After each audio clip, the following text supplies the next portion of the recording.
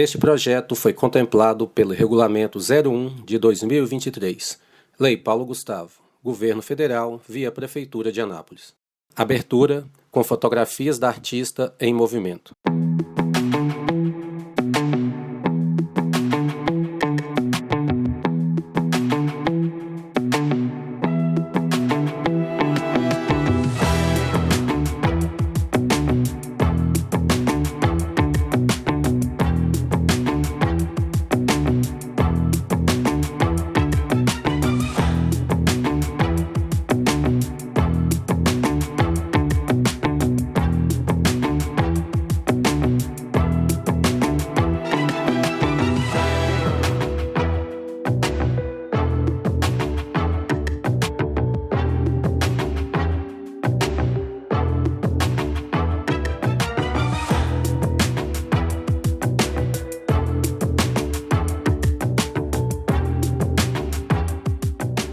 A artista veste branco, está sentada e no cenário tem livros, máscaras teatrais, um troféu e peças de figurino. Eu acho que ainda é pouco difundido a arte, de modo geral, para o país inteiro, principalmente quando a gente pensa na classe média mesmo. A classe média ela está se alimentando da cultura de massa, né? Daquilo que é industrial. A escola de teatro, oficialmente, ela é de 89. Ela foi, né, os primeiros documentos e registros que a gente tem da escola, de atividade enquanto escola, é de 89. Estou sempre nessa parte de produzir mesmo, né, de fazer, porque eu gosto mesmo de estar em cena, de atuar, isso que me move. Mas para estar em cena a gente tem que se produzir, né, não é só esperar os convites aparecerem, então a gente vai cavando as oportunidades para estar em cena também. Eu sou Ilmara Damasceno e eu sou artista da cidade. Foi em 2012 que eu vim por conta do concurso da prefeitura, né, comecei em maio de 2012. É engraçado que o que marca a minha chegada em Anápolis é a morte do Washington Ribeiro, porque eu tomei posse no dia 2, foi o dia de morte dele, né? Então eu comecei a trabalhar e já estava de luto toda a Secretaria de Cultura no dia. E é engraçado tanto que ele tem influências até hoje no que é feito em Anápolis, né? Não só do circo, mas do teatro também, da galera da época. Eu senti bem essa importância dele já logo de cara, assim, que eu entrei em Anápolis. A diretora da escola na época era a Cida Lino, né? E aí ela contextualizou toda a história. Depois, logo eu conheci o Cezinha, que também tem um documentário, né? Que fez um documentário da vida do Washington, que eu conheci, que eu vi também. Então, eu sei da importância que ele tem para a cidade. Eu vim de Uberlândia em 2011 para Goiânia, porque apesar de ser nascida em Goiânia, eu fui criada em Uberlândia. Fui criada em Uberlândia, me formei em Uberlândia. E aí em 2011 me deu o desejo de sair de Uberlândia, eu queria sair da casa dos meus pais, eu queria crescer, né? Essa coisa de criar o próprio caminho.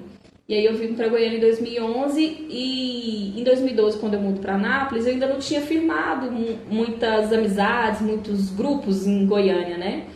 Então acaba que eu comecei a fazer mais esse ciclo de amizades aqui dentro de Anápolis. E eu acho que eu tive facilidade mesmo para enturmar com todo mundo. Anápolis é uma cidade muito cultural, que pulsa muito teatro, né? E é a área que eu gosto, então não foi difícil fazer amizade por aqui. Falo que eu sou goianeira, porque eu fui nasci em Goiânia, mas fui criada em Minas. Minha mãe é de Goianésia e meu pai é de Formiga, Minas Gerais. Então eu fui criada nesse eixo, Minas-Goiás. Aí eu falo que eu sou goianeira. Eu acho que minha infância foi uma infância feliz, gostosa, apesar de estar longe da família, né? Tanto dos meus avós maternos quanto dos paternos, que a gente foi criados longe, né? Meus pais não tinham parentes em Minas, em Uberlândia, ali na região do Triângulo, né? Então, Formiga era a cidade do meu pai, Goianésia a cidade da minha mãe, e a gente cresceu na estrada, entre um e outro.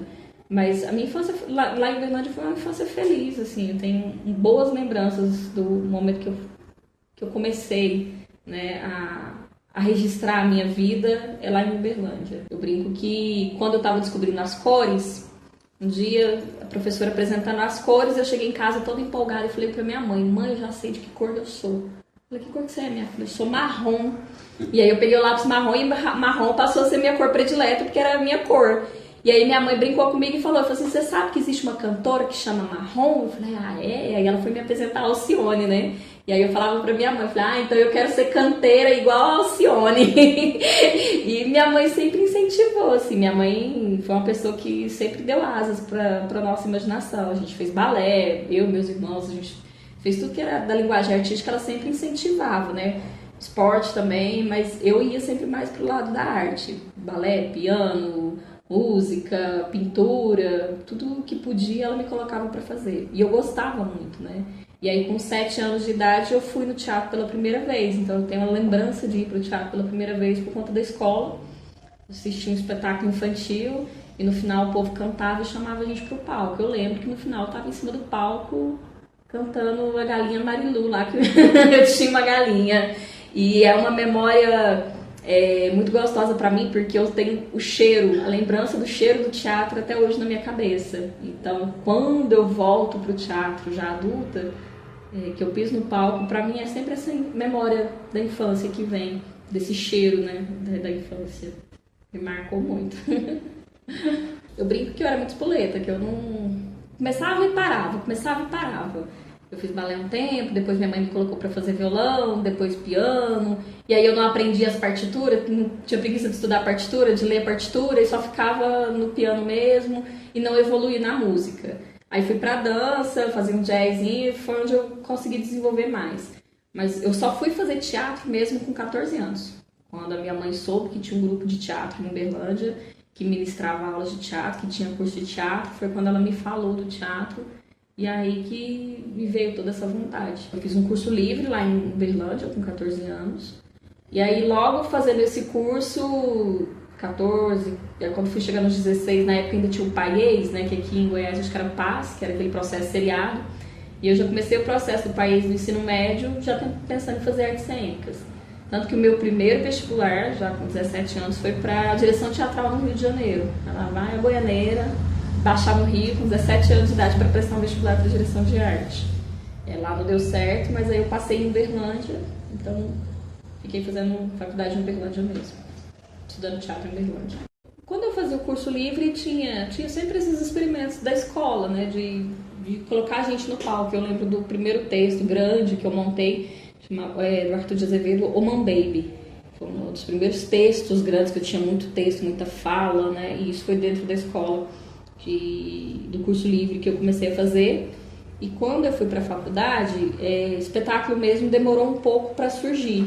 Acho que a gente começa a estudar outras disciplinas, outras matérias. Você vai estudar a história do teatro, você vai estudar as disciplinas da licenciatura, depois as montagens são mais para o final. E aí eu lembro que logo que eu entrei na faculdade eu comecei a trabalhar com um grupo de teatro da cidade, chamado Grupo Teatral Diferente, que eu estava precisando trabalhar, precisava ganhar dinheiro. E aí ela falou, a Suzilene tem um grupo e ela mexe com teatro comercial, vira e mexe, tem dinheiro, tem uma graninha, um cachê, então vai lá. Aí eu conheci a Suzy e comecei a trabalhar com um grupo teatral diferente. Então a gente começava a fazer muitas peças comerciais na época, tinha um espetáculo que era comercial, falava Show de Emprego. E a gente andava ali na região Araguari, Araxá, apresentando esse espetáculo, era uma comédia. E depois, na faculdade mesmo, um dos primeiros espetáculos que eu montei foi Senhora dos Afogados, que é do Nelson Rodrigues, né? E com Senhora dos Afogados, eu participei de alguns festivais universitários, né? Fui para Presidente Prudente, fui para Patos de Minas, a gente foi para São Mateus, no Espírito Santo, mas tudo ainda dentro da faculdade.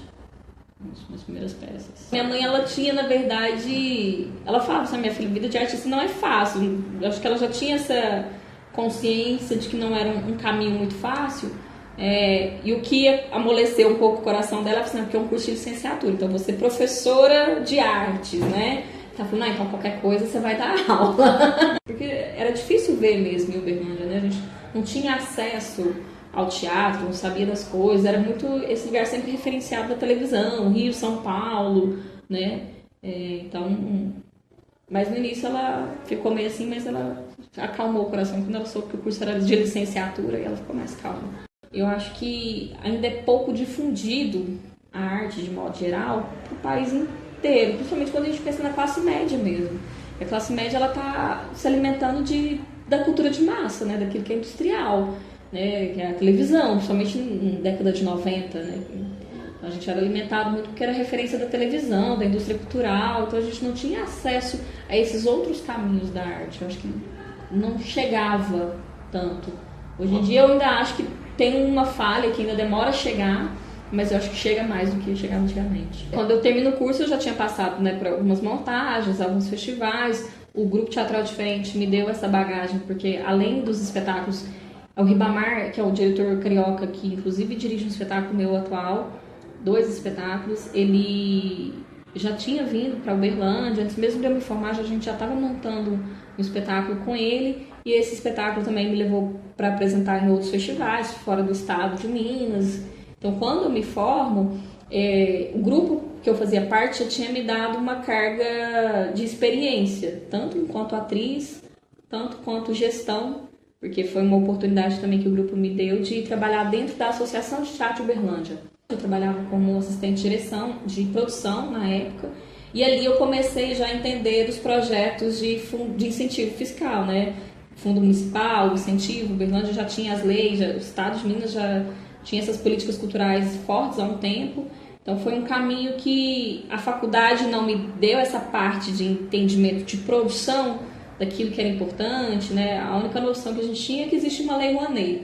Mas a prática, né, vivenciar enquanto grupo, enquanto coletivo artístico, isso me deu essa experiência de escrever projeto para o fundo municipal, para a lei estadual, de correr atrás de patrocínio, né, de fomentar e produzir eventos culturais, no caso na área do teatro, porque eu trabalhava dentro da associação de teatro.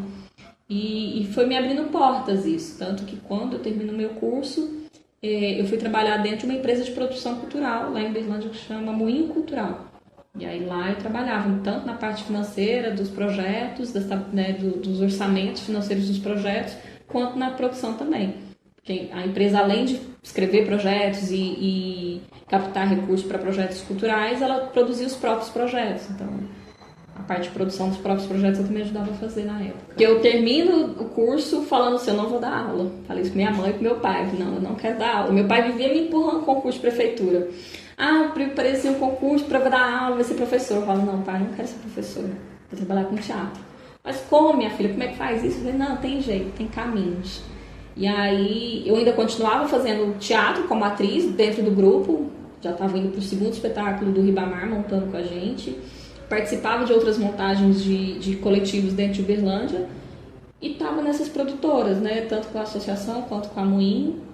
E aí eu falava com meu pai, não, tem jeito de viver de teatro sem ser professora, né? Eu não quero ser professora, não quero dar aula. E aí eu saio de casa, na verdade, para tentar fazer um pouco isso, assim, né? De buscar caminhos. Eu falo que eu sou muito medrosa, que eu podia ter ido pro Rio São Paulo, mas Rio São Paulo não conhecia ninguém. Aí eu tinha uma tia em Belo Horizonte que me chamou para ir para lá, e a minha irmã que já morava em Goiânia. E aí na época eu falei assim, eu vou para Belo Horizonte ou eu vou para Goiânia. E aí minha irmã falou, não, vem pra cá, fica aqui um tempo, se você ver que aqui não é legal, você vai pra Belo Horizonte. E aí eu vim pra Goiânia, comecei a sondar o setor em Goiânia, como que eu poderia trabalhar, comecei a fazer um curso de produção dentro de Goiânia, a cercar alguns grupos de teatro lá em Goiânia também para querer participar, mas logo de cara me aparece o concurso aqui de Anápolis, que na época ainda era um cargo de produção, né? Se a gente pensar a finalidade do curso, do cargo que eu prestei concurso, ele é analista em cultura. Então, no meu entendimento, como analista em cultura, eu ia trabalhar com produção, desenvolvimento cultural da cidade para o município, né? E aí eu prestei o concurso e passei. Quando eu vim tomar posse, eu falei, parabéns, você vai dar aula lá na escola de teatro. Eu falei, o quê? Levei um susto. Na descrição do cargo tinha uma questão lá, você pode ministrar oficinas, né, ou fazer orientações pedagógicas. Uma coisa é você pensar uns cursos, pensar oficinas, né, mas não estar dentro da sala de aula. Foi uma surpresa agradável nesse sentido, porque eu tive que lidar com essa coisa que eu não gostava muito da ideia de ser professora, e aí eu aprendi a dar aula e a gostar de dar aula e redescobrir uma outra possibilidade enquanto profissão para mim. Eu chego em maio e em julho já tinha a mostra de teatro, já teve a primeira mostra que eu participei, né? Então eu percebi uma oportunidade desse movimento, assim, de continuar aquilo que eu fazia em Uberlândia, mas agora com um emprego garantido, fixo, mas continuar produzindo nesse sentido, né? Tanto com os eventos quanto artisticamente aí, enquanto atriz, demorou um pouco, né? Eu vim em 2012, eu voltei a atuar mesmo, eu fiquei parado um tempo, eu voltei a atuar em 2015, mais ou menos aqui, não foi em Goiânia, né? Foi através do Máscara, que é um grupo de Goiânia, que é vinculado ao UFG, né? que ele nasce dentro do curso de artes cênicas da UFG. Fui convidada para participar dos espetáculos do grupo. E aí, em 2015, eu volto para o palco. Então, de 2011, meados de 2011 a 2015, eu fiquei afastada do palco, mas na parte de produção. E aí, em Anápolis, eu percebia muito essa vontade, né, dos coletivos, dos grupos, de se firmarem, de continuar essa trajetória. Eu lembro que na época, quando eu cheguei, além de Boca em Boca, Boca do Lixo, tem Senhor, que era, né, a Companhia do Stalin, tinha a Fernanda com, não me engano, era Teatro Expressão, aí depois ela mudou o nome do grupo dela, tinha as aulas do Sesc também, então eu percebi que tinha um movimento forte aqui na cidade. Participando da mostra também mais próximo, eu vi os grupos locais, né, se movimentando, os artistas, e aí eu falei, é interessante, assim, porque já vinha de uma trajetória, né, do histórico da cidade. A mostra, se eu não me engano, ela está na 27ª, 8ª edição, então era um tempo percorrido grande já, né, e por estado de Goiás, Anápolis tem um movimento muito importante, né, para a história do teatro. Quando a gente pensa a história do teatro no estado de Goiás, Anápolis se desponta justamente por conta desses movimentos, né? A escola de teatro, oficialmente, ela é de 89. Ela foi, né, os primeiros documentos e registros que a gente tem da escola, de atividade enquanto escola, é de 89. Mas tinha esse movimento das mostras, que traziam as oficinas. E aí tinha sempre o pessoal de Brasília que vinha também ministrar oficinas, se eu não me engano também já tinha o Sesc. Então, pelo que eu entendo da história do teatro em Anápolis, da escola de teatro em Anápolis, a escola surgiu da pressão desses coletivos de artistas que queriam continuar fazendo teatro, estudar e pesquisar teatro, mas só tinham oportunidade quando vinha uma mostra, ou quando vinha um artista de fora ministrar uma oficina, um curso, né? E aí esse movimento desses artistas geraram uma pressão que foi... Acho que a escola de música estava se firmando, a escola de dança também, e aí eles aproveitaram o embalo e criaram a escola de teatro. Desse movimento de surgimento da escola de teatro, a gente tem o Jonatas Tavares, né, que estava junto, a Natalina, Francisca Irene, que hoje está em Brasília, também que foi desse movimento. Se eu não me engano, acho que é a Mauri Júnior, que foi uma peça também nesse movimento do início do teatro, né, do Haroldo. Haroldo é um professor de teatro hoje, mas que saiu de Anápolis, passou pela Escola de Teatro de Anápolis, atuou na Casa Frestas, que foi um movimento acho que daqui do finalzinho de 80, início de 90 em Anápolis. Foi para Goiânia e faz parte do Máscara hoje também. A gente tem notícia dos alunos que estão espalhados, né? Que sempre chega pra gente algum aluno que está na Bahia, que estava em Brasília, depois foi para São Paulo. A gente vai conectando. Inclusive, esse ano eu recebi uma solicitação de uma ex-aluna da escola, que está na Irlanda, e ela queria um certificado da época que ela fez o curso aqui, que foi em 2001, e ela precisava de uma declaração, porque ela estava fazendo um currículo dela para trabalhar lá, entrar numa companhia lá na Irlanda, e ela queria a declaração do período que ela estudou aqui. E eu estou muito feliz, assim, a gente está na escola aqui com 2 professores que foram ex-alunos da escola, foram, estudaram, fizeram seus processos de formação e depois agora voltaram e estão aqui na escola com a gente desde o ano passado, e foram meus alunos. Então, para mim é muito gratificante ver. A Ana é uma figura muito carimbada aqui em Anápolis, que todo mundo conhece, né, que tem uma trajetória dentro da escola e dentro de Anápolis também do teatro. É uma pessoa que me recebeu muito bem, abriu as portas para mim aqui dentro de Anápolis. Cidalina também foi uma pessoa importante na época, né? Apesar dela ser da dança, na época ela estava como coordenadora da escola de teatro. E ela que me apresentou o Cezinha, ela que me apresentou o Jonatas Tavares, que ele fazia um alto de Natal aqui no Sesc na época, né? E aí eu fui ouvindo essas histórias, né? Do que a Ana me contava, Ieda Queiroz, que é a irmã da Ana. Foram pessoas que foram me alimentando dessas histórias. Aí quando eu conheço o Cezinha também me fala um pouco da Companhia Napolina de Teatro, que acho que ele também passou pela companhia uma época, né? O que é um pesar que eu fico, que essas histórias, por incrível que pareça, elas estão muito nessa oralidade. A gente não tem um documento público, vamos dizer assim, de fácil acesso, que conte essas histórias. A Natalina Fernandes tem um livro, que é inclusive o resultado do mestrado dela, né, do trabalho dela de mestrado, a conclusão do mestrado que ela transformou em livro, que fala um pouco da história do teatro em Anápolis também, que fala desses momentos, mas enquanto órgão e instituição pública a gente não tem isso de fácil acesso, né? Se você procurar e der um Google essa Escola de Teatro de Anápolis, você não acha essas histórias. Isso são histórias riquíssimas. A gente percebe essa busca por teatro, e engraçado tanto que muda, né? Na minha época era a televisão, a novela, hoje em dia são os youtubers, os streamers, os filmes, as webséries. Tá todo mundo querendo de algum jeito estar, né, na frente de uma câmera ou estar num palco. E aí o teatro ele passa sempre a ser essa base. A gente entende a escola de teatro como esse lugar de formação básica, né, de início. E a gente vê essa importância nossa. Nós somos uma escola de teatro e a gente acredita nesse teatro, nessa arte do teatro enquanto essa potência mesmo, rica, cultural, importante. Mas a gente percebe também esse trampolim, né, das pessoas que querem, na verdade, alcançar outros lugares e passam pelo teatro como uma formação básica. Então a gente vê uma importância muito grande na escola de dar formação artística de uma maneira mais ampla, não só fechada, né? Apesar da gente não ter formação, né, no audiovisual ainda na cidade, e não é algo que ainda compete à escola, essa formação. Se Deus quiser, futuramente a gente possa ter essa escola de cinema logo, né? Mas a gente percebe que as referências estão... A gente recebe alunos por outras referências.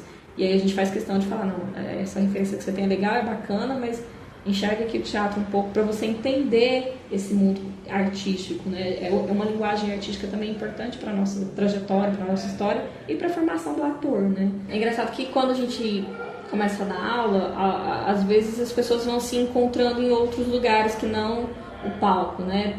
A gente encontra alunos que se dão bem para a escrita de textos, são ótimos dramaturgos, pessoal que gosta mais da parte de produção, ou do figurino, ou do cenário, da cenografia. E também a gente tem esses que despontam na produção de escritas de projeto, né? Quando a gente, enquanto escola, enquanto ensino, a gente ensina os caminhos, falar aqui profissionalmente o que você quer fazer.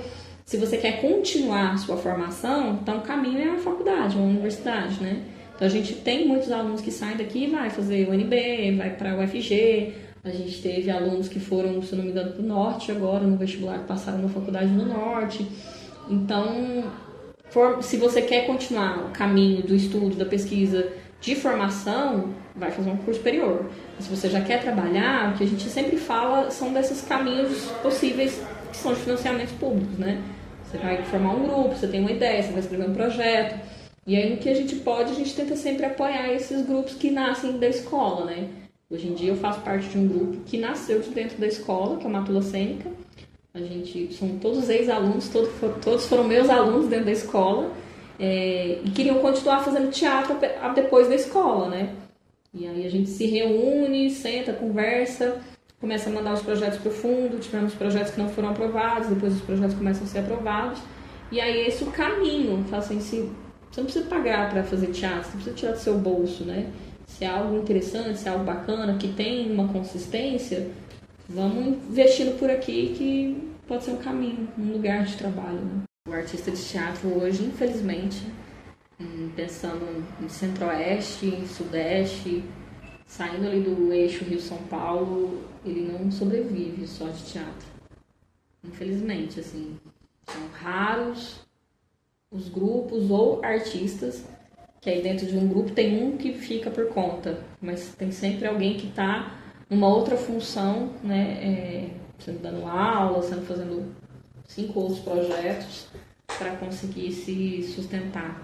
Eu acho que é isso que a gente estava falando no início, né, que ainda não chega, a gente não tem acesso ao que é produzido, ao que é fomentado culturalmente no país, né? As pessoas ainda não têm esse acesso, esse hábito de consumir a cultura regional, local, né? Dos artistas locais, né? E com isso os fomentos acabam sendo limitados, né? Porque se a demanda fosse alta, com certeza a gente teria um mercado melhor para esse setor. Se a gente pensar em palco italiano, na cidade a gente tem 2, que é o Teatro Municipal e IFG. O restante são espaços alternativos que a gente consegue ajustar, adaptar, e nem sempre são de fácil acesso porque estão dentro de instituições fechadas, né? Então é difícil você solicitar uma pauta para apresentar. Às vezes apresentar é muito mais fácil. O que é difícil é espaço para ensaio. Por exemplo, a gente tem que guardar cenário, tem que guardar figurina, a gente tem que ensaiar. Onde é que a gente faz isso enquanto grupo? Aqui na escola, quando a gente pode, quando consegue conciliar os horários, a gente sempre empresta sala de aula. Mas eu não tenho condição de oferecer para um grupo um espaço que ele possa vir e guardar o material dele, né? Porque você faz teatro, você faz cenário, você faz um figurino, nem sempre você tem condição de espaço para guardar isso em casa, esse acervo, né? E aí a gente percebe que isso desmotiva um pouco também, que as pessoas, eu vou guardar onde? Vou fazer o que com isso depois, né? E aí você não tem espaço nem para ensaiar, a gente vai ensaiar em garagem, ensaia em espaços alternativos, mas ainda falta. Eu sinto falta de espaços disponíveis para grupos, para coletivos, poderem ter seu tempo, né, para ensaio, para pesquisa. Em 2015, quando eu começo a atuar com máscara, também começo a participar de outros projetos, outros grupos de Anápolis também. Mas montando espetáculo, você participa? Que eu falo que eu sou fominha de palco, eu não posso vir embora, que eu quero estar em cena, que eu quero estar no palco. E aí eu participei de espetáculos de montagem infantil aqui em Anápolis. Também fui convidada de outros espetáculos com o Gabriel Cardoso me dirigindo, né, que é daqui de Anápolis também. O Máscara, que é o grupo lá de Goiânia, já veio para Anápolis e depois conseguimos passar em festivais que são internacionais. Graças ao teatro, eu falo que isso é o teatro que me trouxe. Os lugares que eu conheço no mundo, eu conheço graças ao teatro. Apresentou na Polônia, mas a gente passou pela Alemanha, em Berlim. Fomos em Berlim, depois a gente foi conhecer uma cidadezinha que chama Wrocław, que é onde nasce e é criado Grotowski, que é um teatrólogo, um pesquisador de teatro que criou a teoria do teatro pobre, né? E a gente passa lá em Wrocław para conhecer esse instituto dele. E depois a gente vai para a Polônia, em Gdynia, para poder participar de um festival. E em 2022 a gente foi para Buenos Aires, para me apresentar num festival lá. E nunca parei, porque apesar da sala de aula e de ter aprendido a gostar, depois eu assumi a coordenação da escola, mas estou sempre nessa parte de produzir mesmo, né, de fazer, porque eu gosto mesmo de estar em cena, de atuar, isso que me move. Mas para estar em cena a gente tem que se produzir, né, não é só esperar os convites aparecerem, então a gente vai cavando as oportunidades para estar em cena também. Em 2022 o Daniel me chamou para ser atriz num filme que ele estava dirigindo, que é Hoje é Dia de Folia. E aí eu participei enquanto atriz do filme. E logo depois, na sequência, eu fui participar da produção de um filme, de um curta-metragem chamado Entre Dentes, que é do Ale Carneiro e da Chandra Afiuni, que elas escreveram, tiveram uma ideia, e a gente chamou o Daniel para ter uma visão de fora, de uma pessoa que tem experiência do audiovisual. O Daniel gostou muito da ideia. E aí falou, não, escreve pro fundo que isso passa. Aí a gente mandou o projeto, o filme foi contemplado no fundo. E aí o Daniel dirigiu Entre Dentes e eu fiz a produção. E aí no início do ano agora também, o pessoal da Velejo me chamou de novo para fazer a produção de um curta que chama Última Geração, que foi gravado no início do ano agora. Em 2018, 17, 18, eu tava fazendo muita coisa mesmo. Assim, eu tava na coordenação da escola, eu tava dando aula no IF, eu tava atuando com máscara, tava criando os projetos aqui em Anápolis. E eram espetáculos pesados, densos, sabe? De uma carga dramática densa, pesada. E aí no final da conta você vê que você deu conta, né, das coisas e que tem um reconhecimento também, né, de amigos, da família, desse trabalho, ver esse trabalho que eu faço como um trabalho importante. Eu acho que foi por aí, assim, meados de 2018, mais ou menos, que veio esse ápice dessa... Isso que eu tô fazendo... É massa, assim, é algo gratificante para mim, assim, que me edifica nesse lugar, que eu acredito. Hoje eu paro, eu olho para trás, eu vejo pra gente produzir, eu acho que eu tô fazendo a minha parte. Espero que bem feita, mas tô fazendo. Eu vou.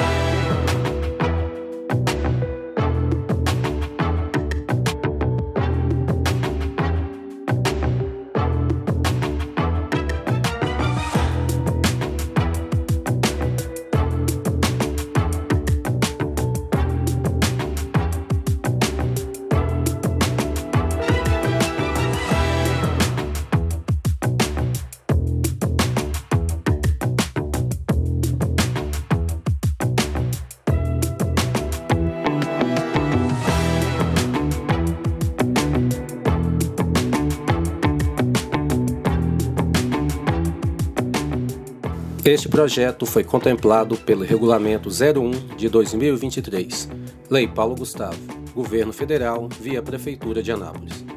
Realização: Mistura Caipira Produções e Vídeo Memória.